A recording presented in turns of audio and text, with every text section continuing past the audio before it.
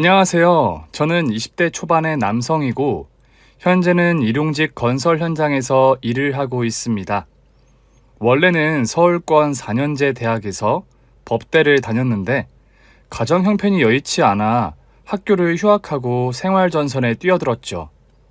성우야, 네가 이렇게 돈 벌러 다닌다고 일할 나이가 아닌데 할미가 요즘 너 사는 거 보면 밥이 목구멍으로 안 넘어가는구나. 할머니, 수술 앞두신 분이 그런 쓸데없는 소리를 하세요? 아무 걱정 마시고 빨리 회복할 생각만 하세요. 내가 어찌 걱정을 안 하겠니? 돈이며 금덩이를 물려주질 못할 망정 빚만 물려준 네 아비 덕분에 네가 그거 갚는 것만 해도 허리가 휠 지경인데 할미까지 병원 바라지를 하게 생겼으니.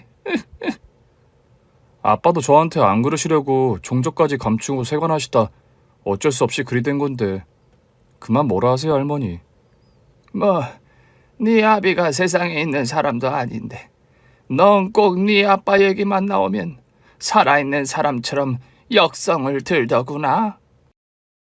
할머니, 저 세상 먼저 간 사람들도 다 귀가 있고 눈이 있다잖아요. 아마 아빠는 저랑 할머니 걱정돼서 빨리 하늘로 올라가지도 못하고, 아니, 올라갔다 해도 틈날 때마다 내려와서 저랑 할머니 지켜보고 계실 분이라고요. 그래서 네 아빠가 이 할미가 욕하는 거 들을까봐 그러냐? 네. 결과가 좋지 못했다 뿐이지 아빠 사업 재개하려고 고군분투하시다 돌아가셨는데 저 아빠 욕하고 싶지 않아요. 아이고 착한 내 새끼. 똑똑하지, 착하지, 성실하지, 인물 훤하지. 우리 손주는 집안이 가난한 거 빼고는 하나 흠잡을 데가 없는 청년이다. 할머니 눈에나 그렇죠. 내 인물이 뭐가 훤해요. 이 할미 눈에는 훤하다 못해 아주 눈이 부실 지경이다. 미안하다 성우야. 할미가 늙음하게 네 침만 되어서. 할머니, 제발 그런 말씀 마시라니까요. 할머니는 예나 지금이나 저 버팀 몫이지 짐이 아니세요. 그러니까 수술 받고 빨리 나아서 오래오래 제 곁에 있으셔야 해요. 꼭이요. 알았다. 네가 어떻게 번 돈으로 내가 수술 받는 건데 이 약 물고 견디마. 요즘 무슨 말씀만 하면 제 걱정을 하시면서 소름 끝에 눈물을 보이시는 할머니십니다. 저는 다세대 빌라에서 할머니와 함께 삽니다. 엄마는 제가 유치원 다닐 무렵 오래 앓던 지병으로 돌아가셨고, 아빠는 제가 중학교 3학년 때 교통사고로 명을 달리하셨어요. 교통사고가 나기 전까지 한 몇 년을 아빠는 사업 실패의 여파로 집에 들어오지 못하셨습니다. 네 아빠 요즘 밥이나 제대로 먹고 다니나 모르겠다. 휴, 할머니, 아빠 언제까지 도망 다니며 사셔야 해요? 빚을 갚을 만큼 갚았는데도 사채업자란 놈들이 말도 안 되는 이자를 요구하는 바람에 행방불명된 사람으로 저리 도망 다니며 살잖니. 에휴. 아빠가 죄인도 아닌데 언제까지 저러고 사셔야 해요? 아빠가 너무 걱정되고 속상해요. 성우야, 이 할미도 걱정이다만 어린 네가 걱정해서 달라질 일이 없으니 너라도 마음을 좀 가볍게 먹어라. 언제쯤이면 아빠도 다시 집으로 돌아올 수 있으실까요? 시간이 약이라고 무슨 일이든 다 끝은 있지 않겠니? 성우는 그저 공부 열심히 하고 건강하게 지내면서 기다리는 수밖에 없다. 이 할미는 몸 상할 때까지 지금 하는 국수 장사 열심히 하고. 할머니는 그렇게 도망자 신세로 지내는 아빠를 위해 매일같이 새벽 기도를 나가셨습니다. 전 그런 상황 속에서 할머니를 실망시키고 싶지 않아서 열심히 공부했고요. 학원이나 과외 수업 같은 걸 받을 수 없는 형편이었지만 제가 다행히 공부머리가 있어서 성적은 상위권을 유지했습니다. 학교 끝났으면 집으로 가지 왜 국수집에 와? 오늘 저녁 장사랑 가게 마무리하는 거 좀 도와드리려고요. 할미가 성우 너는 공부하는 게 제일 할머니 도와주는 거라고 몇 번을 말하더냐. 할머니, 오늘은 중간고사 끝난 날이에요. 성적도 잘 나와서 저 잘하면 이번에 반에서 1등일 것 같은데요? 시험 끝난 날이면 더 집에 가서 쉬어야지. 뭐하러 복닥거리는 국수집에 나와 몸을 고생시켜. 잔말 말고 얼른 집에 들어가거라. 할머니도 참. 저 오랜만에 할머니 잔치국수 먹고 싶어서 더 온 거라고요. 국수 한 그릇 말아주세요. 얼른요. 암튼 녀석 고집은. 전 중간고사가 끝나고 할머니 가게 일도 도와드릴 겸 할머니가 운영하는 국수집으로 가서 국수를 먹고 있었습니다. 그때였어요. 한창 저녁 장사 준비로 바쁜 할머니의 가게로 불길한 전화 한 통이 걸려온 것은 여보세요? 시골 잔치 국수입니다. 누구시죠? 김철구 씨 보호자 되십니까? 내가 김철구 애미 되는 사람이요만 누구시지요? 여기 대학병원 응급실입니다. 김철구 씨가 교통사고로 위독한 상태이니 바로 병원으로 좀 와주셔야겠어요.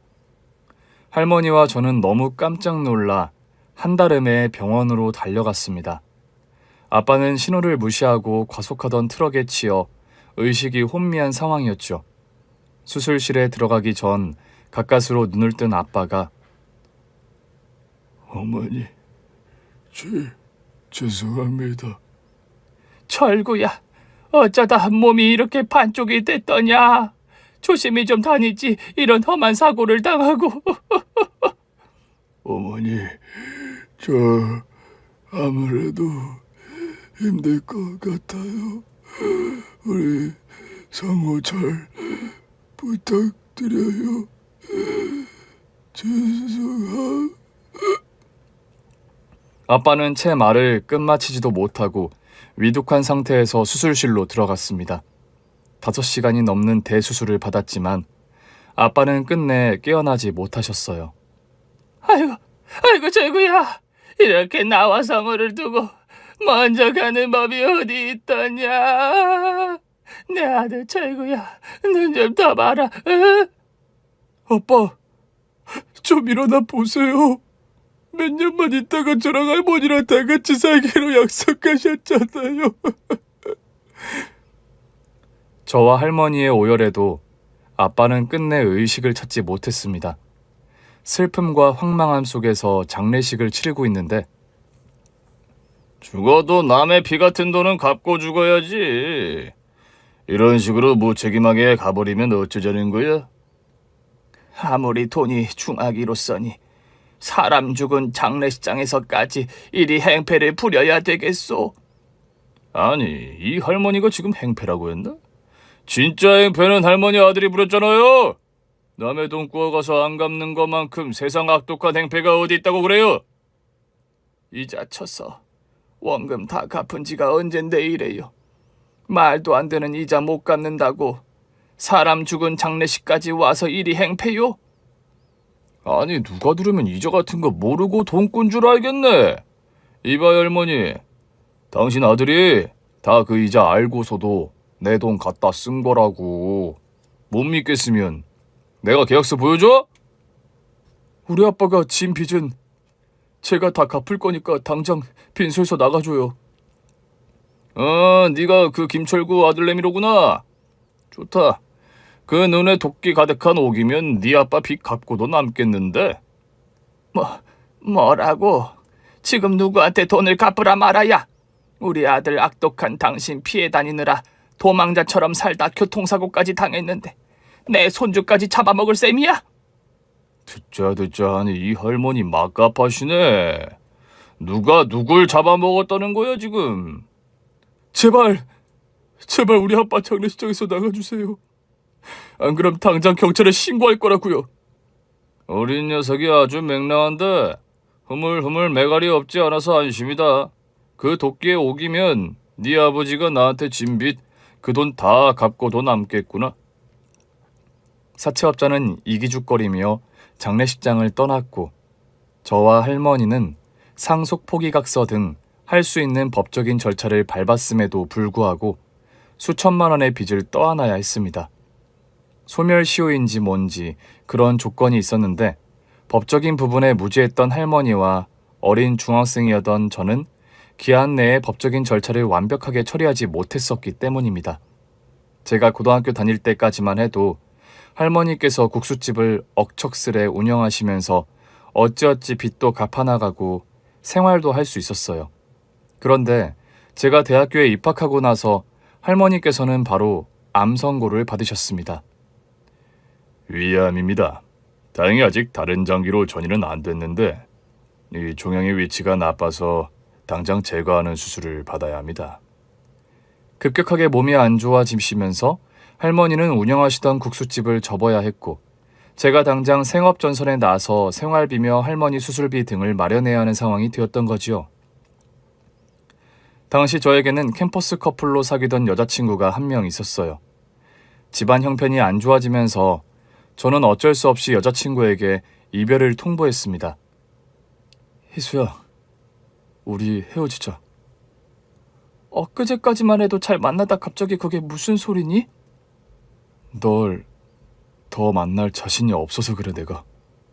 그게 무슨 뚱딴지 같은 소리야.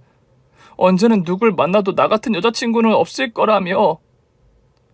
넌 남자들이 좋아서 할 때 하는 말을 다 믿냐? 너 그렇게 순진해?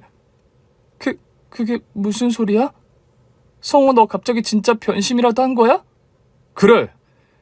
그간 말은 안 했지만 솔직히 나 그동안 너 만나는 거 너무 힘들었어. 잠잘 시간도 부족한데 너랑 시간 쪼개서 데이트하고 돈 쓰고 하는 거 이제는 더 그럴 여력도 없지만. 할머니 편찮으시다더니 너 혹시 그것 때문에 그러니? 아니야 그런 거. 뭐 언제는 내 형편이 여유로워서 널 만났니? 그거 아니야. 내 마음이 변했을 뿐. 정말 나한테 할 소리가 그거밖에 없니? 다른 커플처럼 자주 데이트는 못해도 기념일날 선물 같은 거 주고받지 못해도 뭐라 한 적 없는데 너 갑자기 왜 그래? 그거 봐. 너도 나 같은 남자친구 만나느라 속상하고 답답했잖아. 야 배성우, 너 말을 그따위로밖에 정말 못하니? 너한테 뭐라고 따지고 싶은 생각 없다. 난 연애가 사치야. 난 솔직히 말하면 연애뿐 아니라 밥 먹고 일하고 돈 벌고 죽지 않을 만큼 잠자는 시간 빼면 다 사치인 상황이라고. 그래서 나한테 나가 떨어져 달란 말을 하는 거니? 미안하다 희수야. 나 야비하고 비열한 놈이라 그렇다고 생각해. 그게 사실이고. 그리고 넌 나보다 훨씬 좋은 남자 만나야 해. 그게 맞아. 나 좋다고 쫓아다닐 때는 언제고 이런 식으로 도망가니? 이 나쁜 놈아? 주저앉아 오는 여자친구의 떨리는 어깨를 저는 무시하고 뒤돌아 설 수밖에 없었습니다. 전 정말이지 그때 그게 최선이라 생각했어요. 일주일에 한 번은커녕 한 달에 한 번 데이트하기도 힘든 상황이다. 남자친구면 여자친구한테 뭐 생일날 밥도 사주고 예쁜 선물도 사줘야 하는데 만나서 데이트할 때 밥값 한 번 제대로 못 내는 내 자신이 죽기보다 싫었거든요. 여자친구 희수는 같은 대학의 사범대학에 다니는 동기였어요. 희수는 외모도 예쁘고 집안도 평범하고 유복했습니다. 부모님 두 분 다 현직 교사로 경제적으로도 딱히 부족할 거 없는 집안의 딸이었죠. 그런 희수가 저 같은 남자친구를 만난다고 구질구질한 데이트를 하고 흔한 커플링 하나 끼지 못하고 다니는 게 마음에 걸리고 늘 미안했습니다. 그런 상황에 할머니까지 몸져 눕고 보니 제가 희수를 붙잡고 있는 게 잘못이란 생각이 들더군요. 차라리 보내주고 나보다 좋은 남자를 만나게 하자는 생각으로 여자친구와 이별까지 감행하고 저는 낮에는 일용직 노가다 일을 하고 밤에는 또 야간 물류센터에서 코피나게 일만 했습니다. 오늘도 낮에 건설 현장 뛰고 오는 길이야? 뭐 나야 매일 두탕 인생인걸요 뭐. 아무리 젊다지만 너무 무리하는 거 아니야? 그러다 몸 축 나면 돈 더 드는데 건강도 좀 생각하면서 일해. 제가 지금 그런 거 따질 상황이 못 되거든요. 잠깐, 지금 코피 나는 거 같은데? 진짜네. 코피가 나네요. 아유, 자기 몸에서 피 흐르는 거 보고 그리 태평이 말해. 여기 간선 포장은 내가 마무리할 테니까 휴게실 가서 좀 쉬어. 커피 멎을 때까지만 좀 이따 올게요. 죄송합니다. 작업 반장님께 말해서 오늘 하루는 좀 쉬어가지 그래. 코피 안 멈추면 그것도 큰 병원 가야 하는데. 겨우 코피인걸요. 멈추겠죠 뭐. 몸이 피곤해서 신호 보내는 건데 오늘은 들어가 쉬라고. 그럼 오늘 일당 날아가잖아요. 휴게실에 10분만 앉아있다가 곧 복귀하겠습니다. 아유, 성우 청년은 누굴 닮아 그리 독해? 제가 일하는 걸 보고 사람들은 독하다는 소리를 많이 했습니다. 건설 현장에서도 거의 비번 없이 제일 많은 날수를 채우는 저를 두고 돈독 오른 청년이라고 소문이 났지요. 그렇게 하루하루 정신없이 일만 하며 지내던 어느 날이었습니다. 그날은 강남의 한 건물을 신축하는 노가다 현장이었는데 그곳에서 한참 막노동 중이던 저를 유심히 보는 중년 남성이 한 명 있었습니다. 누군데 나를 아까부터 빤히 보는 걸까 싶어서 나도 그 중년 남성을 쳐다보게 되더군요. 옆에서 일하시던 아저씨 한 분이 성우 청년, 저 사람 몰라? 여기 신축 건물 공사 현장 건축주잖아. 그 아저씨의 말을 듣고 저는 저를 한참이나 빤히 보는 남자의 정체를 알게 되었죠. 벽돌 나르는 청년, 혹시 아버님 이름이 김철구 아니야? 그 건축주라는 남자는 저에게 다가오더니 대뜸 아빠 이름을 묻는 겁니다. 저희 아빠 성함이 김철자 구자는 맞으신데 왜 그러세요? 아, 역시나 맞구나. 내가 아는 김철구 형님과 청년이 붕어빵처럼 똑 닮았길래 혹시나 했는데 진짜 아버님 성함이 김철구 맞아?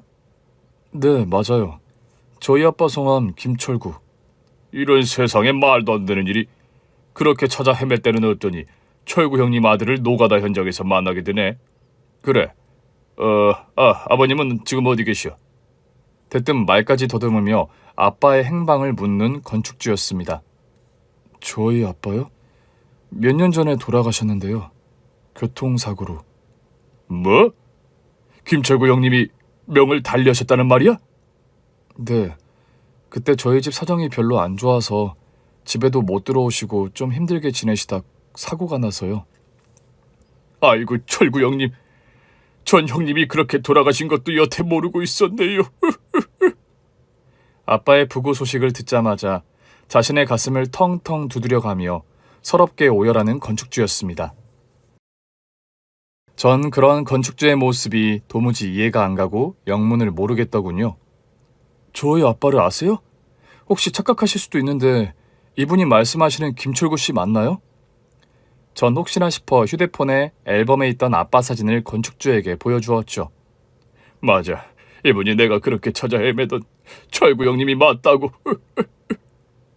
한참을 흐느끼더니 감정을 좀 추스린 건축주가 제게 아빠와의 과거 사연을 풀어놓더군요.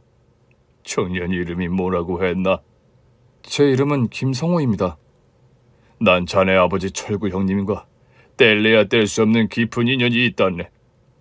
무슨 인연이신데요? 아빠가 살아생전 가깝게 지내시던 친구분들은 제가 거의 다 알고 있는데 아저씨 얘기를 들어본 적도 없고 처음 배워서요. 아마 그랬을 거야. 철구 형님과 나는 긴 시간을 알아서 가까운 그런 사이는 아니었으니까. 건축주 아저씨로부터 듣게 된 아빠와의 사연은 참으로 절절하고 깜짝 놀랄 만한 것이었습니다. 돌아가신 아빠에게 그런 숨겨진 과거가 있었나 싶을 정도로 제가 얘기를 듣고서 깜짝 놀랬더랬죠. 청년의 아버지는 내가 두 번째 인생을 살게 해준 분이네. 저희 아빠가요? 그래. 철구 형님이 아니었더라면 난 지금 이 세상에 발붙이고 있지 못했을 거야. 어떤 일이 있었던 건지 제가 여쭤봐도 될까요? 10여 년 전, 난 사업에 실패해서 가진 돈 하나 없는 거지 신세가 됐어. 가족들도 그런 날 다 떠나버리고 지인들은 내게 손가락질만 하고 살아서 뭐하랴 싶어 스스로 사는 걸 포기하려고 한강다리를 찾았지.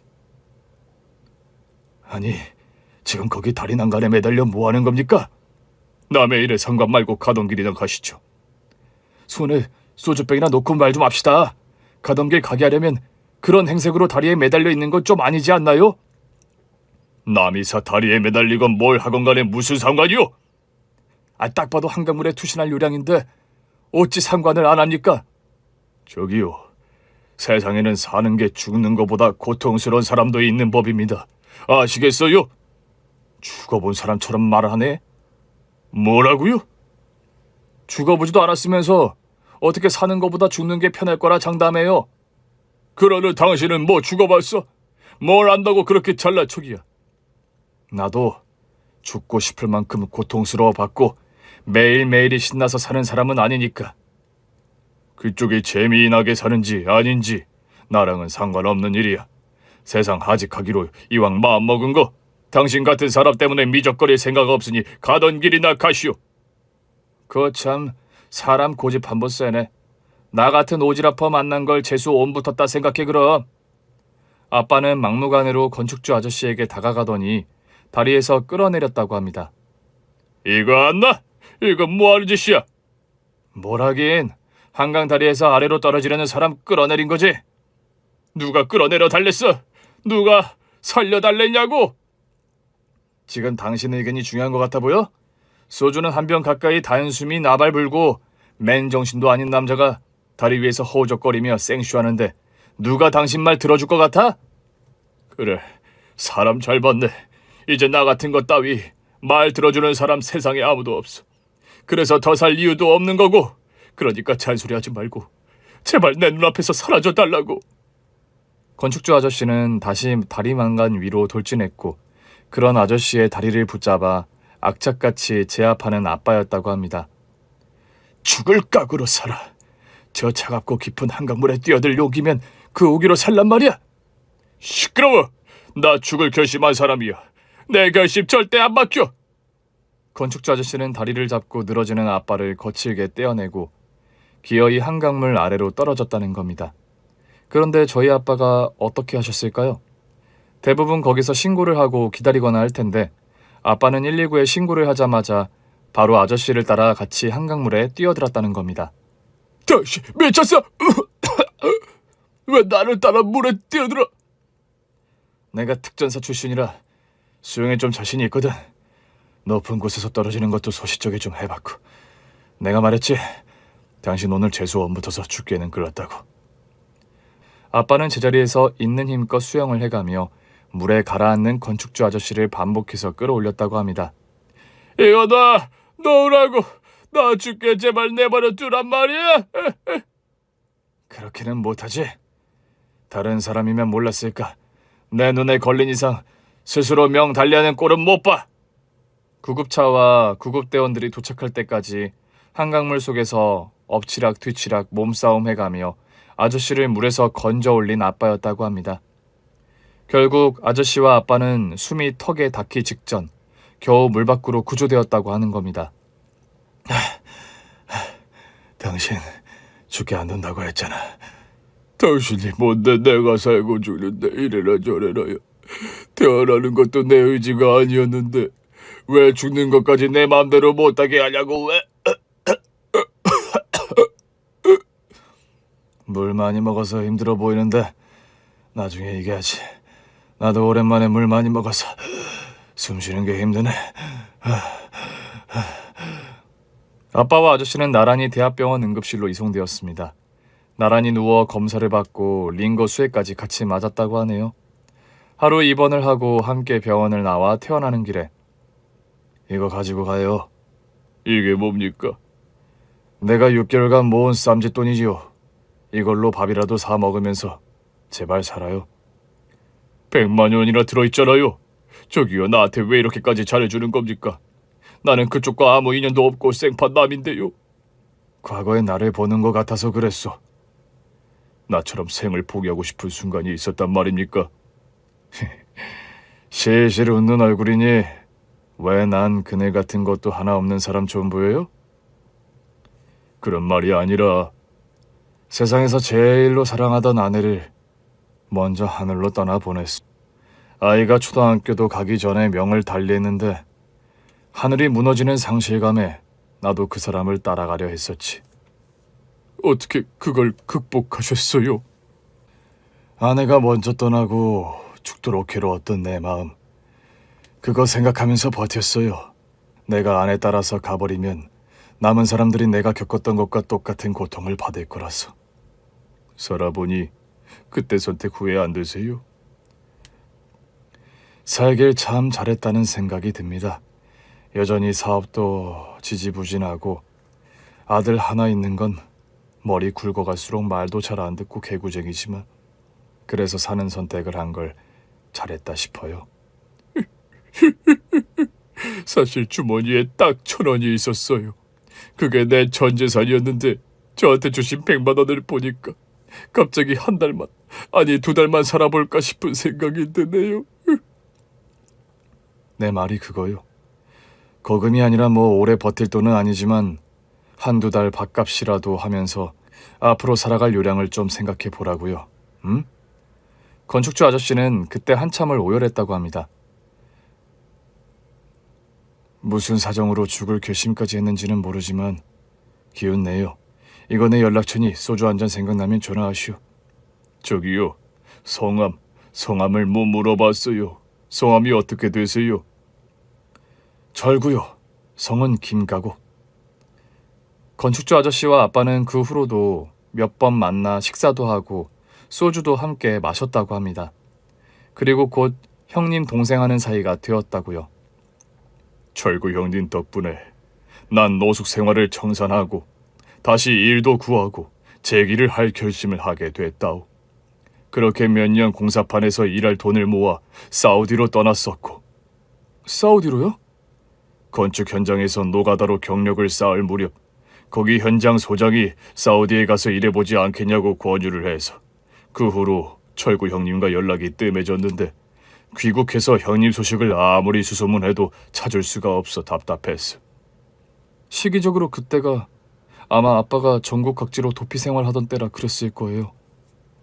철구 형님이 도피 생활을 왜 해? 청년 아버지 얘기 좀 자세히 해줘봐.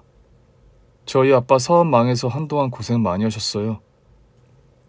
파산 신청하고 사업 정리해서 빚을 거진 갚았는데 무리한 이자 요구하는 사채업자 피해 도피 생활을 하셨던 거고요. 그럼 형님이 그래서 연락처도 바뀌고 수소문해도 도통 찾을 수가 없었던 거야? 네, 한동안 휴대전화도 사용 안 하셨던 아빠니까요. 그렇게 전국을 홀로 돌면서 도피 생활 하시다가 교통사고를 당하셔서 그만. 난 철구 형님이 그런 상황에 계신 줄도 모르고 그저 연락을 끊었구나 그리 생각만 했었다니. 교통사고는 우발적인 사고였고 저와 할머니도 충격이 무척 컸어요. 맞아. 형님께 연로한 어머님이 계시다 들었는데 그 국수집 하시는? 맞아요. 저희 할머니가 편찮으시기 전에는 국수집을 하셨어요. 편찮으시다니. 할머니가 어디가 편찮으셔? 위암 진단 받으셔서 수술 앞두고 계세요. 이런 세상에. 그래, 수술만 받으시면 괜찮아지시는 거래? 아직 예후를 장담할 순 없다고 의사가 그랬어요. 위암이 그래도 예후가 나쁜 암은 아니고 아직 다른 장기로 전이가 많이 안 돼서 수술 후에 항암 치료 잘 되면 좋은 예후를 기대할 수 있다. 그런 말 들은 상황이고요. 저 세상 가신 철구 형님이 얼마나 속상하실까? 청년은 나이가 대학교 다닐 나이인데 왜 공사판에 매일 나와 일을 하는 거야? 저는 어쩔 수 없이 현재의 가정경제에 관한 상황을 솔직하게 고백했습니다. 아빠가 사업 실패 후 뒤처리가 잘 수습이 안 된 상황에서 돌아가셔서 할머니와 제가 고생한 이야기, 현재까지도 그 사채 이자를 갚고 있다는 이야기, 또 할머니의 병원비 때문에 제가 학교를 휴학하고 돈을 벌고 있는 상황이라는 것도 다 말씀드렸죠. 철구 형님 아들이 학교도 못 다니고 공사판 노가다를 하다니 말도 안 되는 일이야. 청년, 아니 성우야. 내일부터 여기 일 당장 그만두고 대학교 복학부터 해라. 네? 저도 그러고야 싶지만 제가 제 코가 석자라 학교 다니는 건 사치예요. 할머니 병원비, 네 등록금, 그리고 사채비까지 이 아저씨가 다 해결해 주마. 네? 그 몇천만 원이나 되는 사채 빚을 아저씨가요? 난 사우디에서 나름 성공해서 귀국했단다. 그곳에서 건축 일도 했지만 원전 사업에 투자를 한 게 재미를 봐서 돈은 아쉽지 않을 정도로 벌었어. 아무리 저희 아빠가 고마운 분이라지만 너무 과한 보답을 하시는 거 아닌가요? 성우야, 내가 귀국하자마자 네 아빠 철구 형님을 그렇게 미친 듯이 찾아다닌 건 과거의 그 은혜를 조금이라도 보답하고 싶어서였어. 아저씨, 지금 우리 아빠는 세상에 계시지도 않은데요. 그게 이 아저씨가 마음이 무너지는 지점이다. 어떻게 해서든 내가 철구 형님을 좀 더 빨리 찾았더라면 형님이 그렇게 어려운 순간에 내가 도움을 드릴 수 있었을 텐데 그러지 못한 게 이 아저씨의 철천지 아니구나. 그런 말씀을 하시면서 또다시 저를 껴안고 오열을 터뜨리는 건축주 아저씨였습니다. 인생 실패자가 되어서 나락을 걷고 있을 때 생의 끈을 놓아버리려던 나의 손을 잡아준 유일한 사람이 네 아버지였다. 아빠와 아저씨 사이에 그런 사연이 있었다는 건 저도 오늘에야 처음 알았습니다. 성우야, 네 아버지는 정말로 좋은 사람이었어. 네 아버지가 그리 부자도 아니었는데 그 당시에 100만 원을 누군가에게 조건 없이 쾌척하는 게 절대 쉬운 일이 아니었을 거다. 저희 아빠가 드린 건 100만 원인데 아저씨가 제게 주시겠다는 금액은 너무 수백 배라 제가 어떻게 받아들여야 할지 모르겠습니다. 솔직히 말하면 내가 널 돕고 싶은 일에는 네 선택권은 없다. 그게 무슨 말씀이세요? 녀석, 정색해서 받아들이긴. 난 돌아가신 철구 형님 대신 너와 할머니에게 은혜 갚음을 조금이라도 하고 싶다는 거다. 그런 내 마음을 거절하지 말아달라고 아저씨가 부탁하는 거야. 몇 번이나 완강하게 거절했음에도 아저씨는 결국 할머니의 병원비를 내주시고 제 대학 학비까지 전액 지원해 주셨습니다. 전 덕분에 힘든 아르바이트를 그만두고 다시 대학에 복학해서 학업을 이어갈 수 있게 됐고 할머니는 무사히 수술을 마치고 항암 치료에 들어가게 되었죠. 철구가 구한 사람이 댁입니까? 제 아들이 좋은 일 한 건 알겠지만 병원비에 우리 성우 학비까지 지원해 주시니 제가 몸둘 바를 모르겠네요. 어머님, 그런 말씀 마십시오. 철구 형님이 살아생전 제게 친형님보다 더 소중한 분이었어요. 우리 아들이 덕을 쌓은 일인데 나와 손주가 대신 인사를 받자니 멋쩍어 그러지요. 그런 말씀 마세요. 철구 형님을 조금이라도 제가 일찍 찾아뵀더라면 그런 일도 안 당하셨을 것 같아서 제가 너무 마음이 무겁습니다. 해묵은 고민이던 사채비까지 해결을 해 주셨다니 고맙다는 말 외엔 드릴 말씀이 없네요. 저를 살려주신 목숨값에 비하면 세 발의 피지요. 앞으로 항암 치료나 병원비에 들어가는 돈은 아무것도 걱정 마세요. 그리고 성우 대학 졸업하고 로스쿨 다니는 과정도 제가 다 지원할 거니 그리 아시고요. 감사합니다. 우리 철구가 죽어서 세상에 없지만 저 하늘에서도 고맙다고 늙은 애미와 아들 돌봐주어 감사하다고 계속 인사할 거예요. 건축주 아저씨의 도움으로 저와 할머니는 돈 걱정 없이 생활할 수 있게 되었습니다. 저와 할머니를 괴롭히던 그 사채빚에서 벗어나자 종말이지 알터니가 빠진 것처럼 시원하고 홀가분했어요. 게다가 병원비와 학비가 해결되니까 저는 공부에만 올인할 수 있는 상황이 되어서 열심히 학업에 집중했습니다. 할머니는 마음이 편안해지신 탓인지 암투병에 큰 차도를 보이셨습니다. 수술도 잘 됐고 항암 치료도 특별한 거부 반응 없이 잘 끝났습니다. 한 계절 정도만 이 상태에 유지되면 완치 판정 내릴 수 있겠네요. 할머니는 시간이 지나 암 완치 판정을 받으셨습니다. 나날이 기력을 회복하셔서 국수집도 다시 운영할 정도가 되셨죠. 전 대학 졸업 후 로스쿨에 바로 진학해서 로스쿨 졸업 후 변호사 시험에 합격했습니다. 세상에 우리 성우가 변호사가 됐다니 참말이냐? 이 할미가 꿈꾸고 있는 거 아니지? 할머니 정말 안 믿기세요? 그렇게 안 믿기시면 볼이라도 한번 꼬집어 드릴까요? 아이고, 볼이 아픈 거 보니까 이게 절대 꿈은 아니네. 우리 손주 장하다. 우리 성우 정말 대견해. 아니 할머니, 손주가 변호사 된 이런 경사스러운 날 왜 울고 그러세요? 네 아빠 생각이 나서. 네가 네 아빠를 붕어빵처럼 똑 닮았잖니. 네가 아까 양복 입고 집에 들어오는데 젊은 시절 네 아빠가 퇴근해서 들어오는 모습이 생각이 나더구나. 아빠도 좋아하시겠죠? 저 변호사 된 거 아시면? 당연하지. 네가 어려서부터 성적표 잘 받아오면 얼마나 네 아빠가 좋아했었는데. 입이 귀에 걸려서 밤늦도록 그 성적표를 혼자 보고 또 보던 네 애비가 기억에 생생하구나.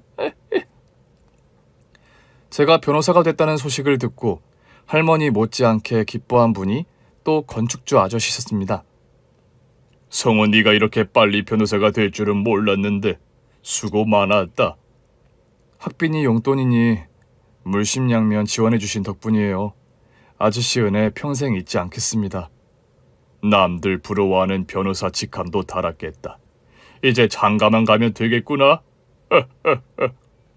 장가요? 뭘 그렇게 새삼 놀라니. 네 나이가 딱 결혼하기 좋은 정년기라 물어본 건데 만나는 여자친구는 없어? 여자친구요? 그래, 성우 네가 따로 만나는 여자친구 없다고 하면 주변에 참하고 이쁜 아가씨들 네 신부감으로 물색해 보려고 하는데 그러실 필요는 없어요, 아저씨. 완강하게 거부하는 거 보니까 마음에 두고 있는 사람이 있구나. 네, 만난 지 하도 오래돼서 그 사람도 같은 마음일지는 모르겠지만요. 뭔가 사연 있는 연애를 한 모양인데 자세한 얘기는 나중에 소주 한 잔 기울이며 듣기로 하자. 그리고 떠나간 버스를 잡으려면 어찌 하는 줄은 알고 있니? 떠나간 버스를 잡을 수 있을까요, 아저씨? 있지. 장담은 못하지만 한 가지 확실한 건 잡아야지 결심한 순간 바로 죽기 살기로 달려가 꽁무니에 매달리는 수밖에 없다. 전 아저씨와 말을 마친 후 정말 죽기 살기로 달려갔습니다. 어디로 가려고 그리 달려갔는지는 아마 다들 예상하셨겠죠? 네, 바로 제가 돈이 없고 시간이 없고 여유가 없다는 이유로 일방적으로 이별을 고했던 여자친구 희수를 찾아간 거였죠. 희수는 대학을 졸업하고 임용고시를 치른 후에 고등학교 영어 선생님으로 근무하고 있었습니다. 희수와 가까웠던 동창에게 수소문해서 그녀가 일하는 학교로 무턱대고 찾아갔지요. 하교하는 아이들이 우르르 쏟아져 나온 뒤 한 30분 지났을까? 꿈에도 그리던 여자친구 희수가 운동장을 걸어 나오는 것이 보이는 겁니다. 전 헐레벌떡 달려가 희수 앞에 섰지요. 성우, 네가 어쩐 일이니? 미안해, 희수야. 연락도 없이 찾아와서. 연락도 없이 찾아온 이유가 뭐야? 헤어지자고 날 만날 여유 따위 없다고 차갑게 돌아설 땐 언제고? 과거의 상처가 아물지 않은 듯 희수는 눈물이 그렁한 채 저에게 쏘아붙이더군요. 감정을 누르느라 그녀의 가녀린 어깨가 떨리는 것이 보였고 그간의 마음고생이 그대로 전해져서 저 역시 너무 마음이 아팠습니다. 미안해. 너한테 미안하다는 말 하려고 찾아왔어. 겨우 그 말 하려고 내가 일하는 학교까지 찾아왔니? 그래. 미안하다니 그 사과 받아줄게. 이제 그만 돌아가. 차갑게 돌아서려는 그녀를 돌려세우고 전 운동장 바닥에 털썩 꿇어 앉았습니다. 미안하다는 말은 했으니까 다른 용건 말할게. 다른 용건이라니? 너와 나 사이에 무슨 용건이 또 남았다고 그래? 나 다시 받아주라. 희수야, 나 제발 다시 한 번만 받아줘. 부탁이다. 우린 이미 대학교 때 끝난 사이야. 이미 끝난 사이에 뭘 다시 받아달라는 거야? 네가 화났을 거 알고 상처받았을 거 다 알아. 그런데 그땐 정말이지 널 행복하게 해줄 자신이 1도 없었어. 없던 자신이 뭐 이제 생기기라도 했다는 거야? 감히 말하자면 그래. 우여곡절 끝에 다시 대학에 복학했지만 내 미래가 보장된 것도 아니었고 무엇보다 네가 마음 안 돌릴까봐 다시 찾아가지 못했어. 너 변호사 됐다는 소리는 들었어. 변호사 됐다고 날 행복하게 해줄 자신이라도 생겼다는 거야? 살면서 앞으로도 힘든 일은 있을 텐데 그때마다 또 날 떠나겠다고 할 거니? 미안해. 부족하고 내가 그릇이 작았어. 할머니가 아프시고 내가 아무리 여유가 없었어도 널 그렇게 내치는 게 아니었는데 넌 나보다 좋은 사람 만나야 행복할 거라고 그렇게 생각했거든. 이제 와서 뭘 어쩌자는 거야? 너 나랑 헤어지고 누구 만나지도 않고 힘들어했다는 거 다 들어서 알고 있어. 그리고 이젠 무엇보다 내가 너 없이는 사는 맛이 안 나고 너무 힘들어서 이렇게 빌어서라도 너 다시 찾아와야겠어, 희수야. 여자친구는 제 진심을 이해했고 다행히 저를 다시 받아주었습니다. 희수 부모님이 저를 사위로 흔쾌히 반겨주셨고 희수와 저는 일사천리로 결혼식도 올리게 되었지요. 결혼식 날 제 혼주석에 아빠 대신 앉아주신 아저씨였습니다. 아저씨 감사드려요. 혼주석이 텅 빌 거라 생각했는데 아저씨 덕분에 그런 불상사를 면했네요. 그러게 내가 요즘 여러모로 내게 쓸모가 있구나. 떠난 버스 붙잡고 장가가는 소감이 어때? 전력 질주로 뛰어가서 잡길 참 잘했구나. 그 생각하고 있지요 뭐. 아저씨 말씀은 하나도 허투루 버릴 것이 없네요. 과거에 철구 형님 말이다. 네 아버지가 하시는 말씀이 참 그랬단다. 하시는 말씀 하나하나 버릴 게 없는 분이었어. 아버지가 많이 그리우세요? 너와 나의 공통점 아니겠니? 세상에서 유일하게 절절하게 네 아버지를 그리워하는 두 남자라는 점. 맞는 말씀이세요. 아저씨 이제 식장 안에 들어가서 앉아 계셔야 한대요. 그래, 얼른 들어가서 앉아있으마. 떨지 말고 씩씩하게 입장 잘하고. 알았지? 네, 알겠습니다, 아저씨. 기특하고 멋있구나 우리 성우. 아저씨 덕분에 저는 무탈하게 결혼식을 잘 마쳤습니다. 결혼한 후에 마음이 안정되어서인지는 몰라도 저의 커리어는 더 쑥쑥 잘 풀렸습니다. 로펌에서 저는 늘 성과가 탑에 드는 변호사로 자리매김했고 변호사가 된 지 5년 차가 되던 해에는 국내에서 가장 큰 대형 로펌에 고액 연봉을 계약하고 들어가게 됐지요. 제가 그 대형 로펌의 명함을 들고 가장 먼저 찾아간 사람도 아저씨였습니다. 아저씨, 최근에 좋은 곳으로 이적하게 되어서 찾아뵈러 왔어요. 와, 여기는 이름만 대면 누구나 다 아는 곳 아니냐? 연봉도 어마어마하겠는데. 네, 이제 돈 쪼들리며 걱정하며 사는 일은 없을 것 같아요. 모두 아저씨 덕분입니다. 그게 왜 내 덕분이냐? 머리 좋고 공부 열심히 한 성우 네 덕이지. 아니에요, 아저씨. 전 그때 아저씨 도움 아니었으면 이제 겨우 대학 졸업하고 로스쿨 들어가던가 아님 못 갔던가 둘 중 하나일 겁니다. 할머니 건강도 장담 못했을 거고요. 할머님도 건강 회복하시고 너도 일이 잘 되니까 이제 조금 철구 형님께 미연이 서는 기분이다. 아빠한테 고마워서 베푸신 걸로는 너무 넘치게 주신 게 많아요. 이제 그런 거 그만하세요, 아저씨. 앞으로는 제가 아저씨께 받을 걸 좀 돌려드릴 수 있게 해주세요. 그런 소리 말아라. 내가 지금 건축주 소리 들으며 이만큼 누리고 사는 거 다 네 아빠 덕분이야. 네 아빠의 그 한 푼 두 푼 모은 쌈짓돈 100만 원이 아니었음 난 이미 이 세상 사람이 아니었을걸. 그 100만 원이 아저씨를 살린 건가요? 그러게 말이다. 그땐 그 100만 원 때문에 살아야지 하고 한 달 버티고 두 달 버티고 그러다 다시 일어섰는데 세월 지나고 보니 날 이렇게 세운 건 네 아빠의 진심이었다는 생각이 든다. 우리 아빠의 진심이요? 그래. 피도 한 방울 안 섞인 생판 남인 나를 살리려고 그리 고군분투하면서 한강물까지 같이 빠진 분이지 않니. 대화하면서 죽을 오기로 살아라. 눈 부릅뜨고 무섭게 충고하는데 그 눈빛에서 정말 살아야 한다는 그런 각성이 내게 일어났으니까. 살아보니 죽지 않고 살기를 잘했다 생각 드시죠? 그럼 이렇게 살아있으니 철구 형님 똑 닮은 네가 장가도 가고 또 변호사로 승승장구하는 것까지 흐뭇하게 보고 있잖니. 아저씨, 아빠 대신 오래 살아주세요. 갑자기 그게 무슨 소리냐? 제가 장가가고 변호사로 일 잘하고 이럴 때마다 잘한다 잘한다 칭찬해주시는 아버지 같은 분이 계셔서 저도 열심히 일할 맛이 나거든요, 솔직히. 그래. 남은 내 인생은 철구 형님 대신 성훈 네 아버지 노릇하며 사는 걸로 인생 계획 설정이다.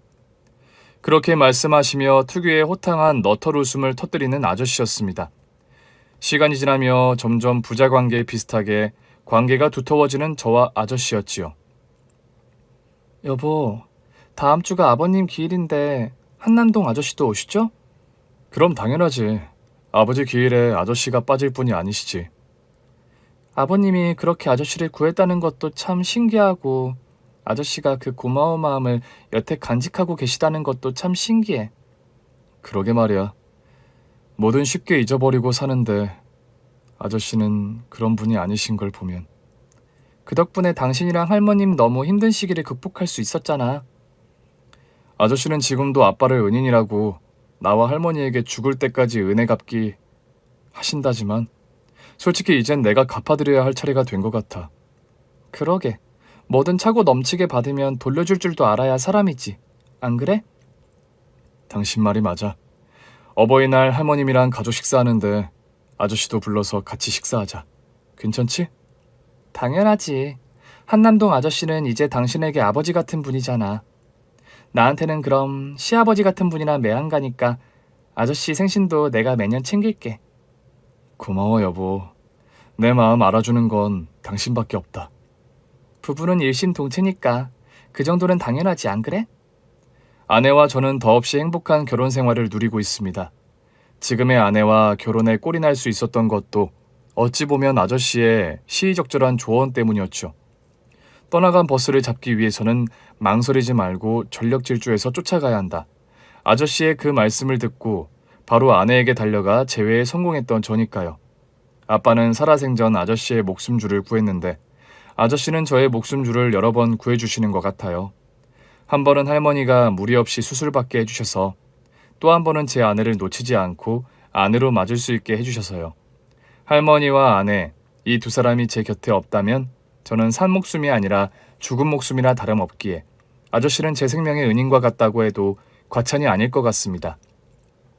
아빠, 유산 대신 빚만 물려주셨다고 할머니가 속상해 하셨었는데 아빠는 진짜 큰 유산, 돈 주고도 살 수 없는 은혜를 물려주셨어요.